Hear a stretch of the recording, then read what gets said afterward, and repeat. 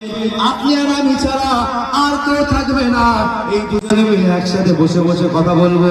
ও দুনিয়ার মুসলমানেরা, আল্লাহ নবী সাল্লাল্লাহু আলাইহি ওয়াসাল্লাম ওই মহিলাটাকে সাথে করে নিয়ে মদিনাতুল মুনাওয়ারার পাশে একটা খেজুরের বাগান ছিল, ওই খেজুরের বাগানে চলে গেছে।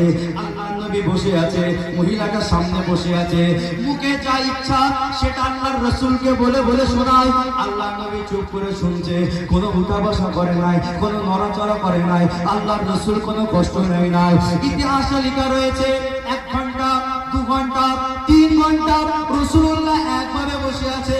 4 কথাটা আল্লাহ নবী কোনো কাজে আসবে না, রাষ্ট্রের কাজে আসবে না, দ্বীনের কাজে আসবে না, শরীয়তের কাজে আসবে না, কিন্তু রাসূলুল্লাহ চুপ করে বসে বসে ওই মহিলার কথাগুলো চুপ করে বসে বসে শুনছে। আসমান থেকে আমার আল্লাহ সব তিনি লক্ষ্য করে দেখছেন।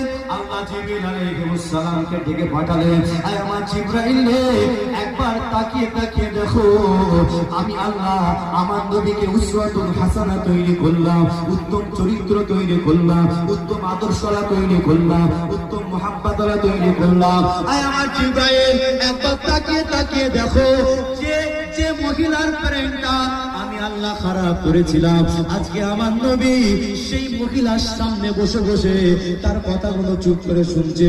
1 ঘন্টা 2 ঘন্টা 3 ঘন্টা ধরে মুস্তাফা জানে রহমত সাল্লাল্লাহু আলাইহি ওয়াসাল্লাম একভাবে বসে বসে শুনছে।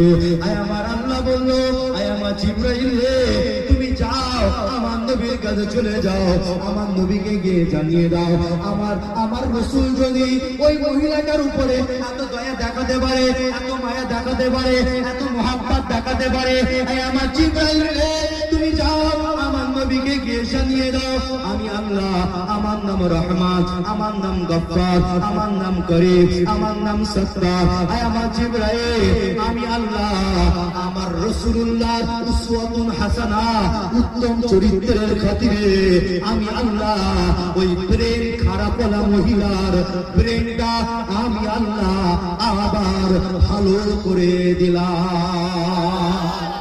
আর একটু জোরে বলো না সুবহানাল্লাহ। সব নবীর দ্বারা সম্ভব। কথা কি পরিষ্কার বোঝা যাচ্ছে না কিনা অসুবিধা হচ্ছে? রাসূলুল্লাহ দ্বারা সব সম্ভব, আল্লাহ পাকই দিয়ে দিয়েছে। আল্লাহ রাসূল বসে আছেন, কথা চলছে, দুজনে চুপ করে রাসূল। সাহাবায়ে কেরাম নিষেধ করেছিল, হুজুর যাবেন না, হুজুর ব্রেন খারাপ, উল্টো পাল্টা বলবে, কোথা কি বলে দেবে, হয়তো আপনাকে কোনো কষ্ট দিয়ে দিতে পারে। রাসূল